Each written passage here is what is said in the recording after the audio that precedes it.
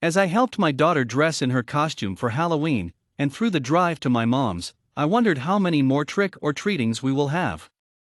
Houses were decorated and lit all up and down the town. There were no dark houses in our neighborhood. The more decorations and porch lights we saw, the more excited my little goblin became. We were meeting up with her cousin and my sister to trick or treat in the neighborhood in which we grew up. My sister, D3, and I don't spend much time together outside of the holidays, so it was going to be nice to catch up a little. The cousins were excited to see each other in costume and talked animatedly about the night to come, and then suddenly they both turned to us and said, "Can we go trick or treating by ourselves? Just us? Please, we are old enough. We're together. And you guys know everyone, so you can find us. Please. Please." D3 and I looked at each other, seeing no help in the other. We quickly glanced to Mom, who said, "Well, they are getting older, and they will be together." I know she didn't say that to me until I was too old to care. Okay, no help from Mom. D3 and I are looking at each other, and with no help, we agreed, set the limits, took pictures, reminded the cousins of their limits, kissed them like they were going off to fight a war, and then watched them walk away. I'm not sure who spoke the thought first, but someone said, "We said they could go alone," no said we couldn't follow. Cue the Mission Impossible music. I was in my late 20s, early 30s, D3 is older than I, neither of us was in the best shape of our lives, but I'll be damned, we had decided we were going to follow our girls, and be stealthy. The cousins were heading down our side of our dead-end street, something I promise you was not considered when this adventure began. If I'm honest, nothing was considered before this adventure began. Yet, here D3 and I are, trailing behind two little girls, ducking into the shadows of bushes, cars, whatever, while watching the cousins.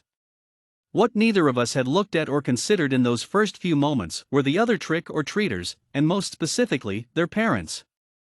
All of a sudden, as we duck into the shadow of a truck, the lights turn on, we dodge for the bush's shadow, and pause to catch our breath. The cousins are 4 houses in, we can see the next 4, so we are good for a bit. I look at D3, she finally looks at me, and the laughter starts, but doesn't get fully going before we hear someone clear their throat. We look up to see our neighbor, looking concerned.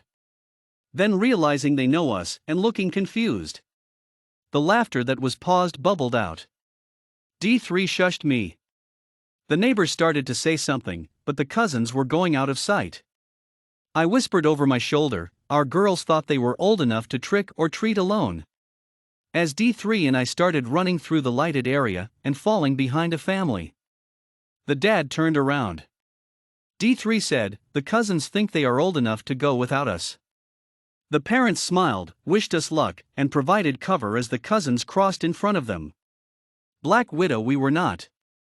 We thanked them, and moved back into the shadow. All in all, trailing behind them on our street, was kind of a piece of cake. It definitely built our confidence way too much. The cousins were at Mrs. D's house, the last house on our street. Wait, we don't know people on the other street. Shit, too late, there go the cousins. As D3 and I are trying to keep our eyes on the cousins, we missed seeing Mrs. D, who laughed at us, asked if we had been drinking, said, "Oh you girls," and gave us candy. The cousins had made it to the next street. The street itself was no more issue than ours had been. Except, we were behind the cousins, and they would get home first. D3 and I decide to run the backyards and get home first. Yards we hadn't run in a long time. Yards that did not exist when we were kids. Yet, we took off for all we were worth trying. Cue Three Stooges music. There were bushes we tripped over. There was a hole one of us fell in. There was a clothesline we don't talk about. All the while D3 and I are howling with laughter.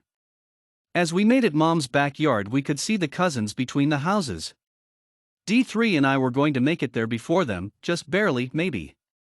We ran the backyard. Hurdled the 3 steps in 2 leaps.